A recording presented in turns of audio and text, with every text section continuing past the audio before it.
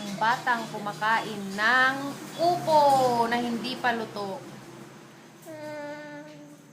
Yan. Ano ang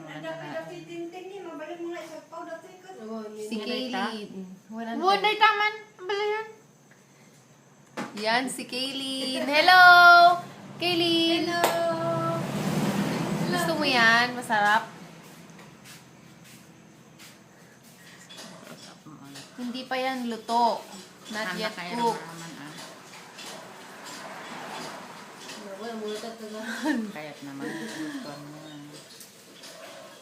Dalakit libot ni nakasal sa ligi Facebook dating mo beng.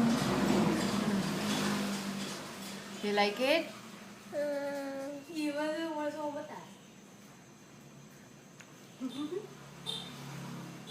Oh my God.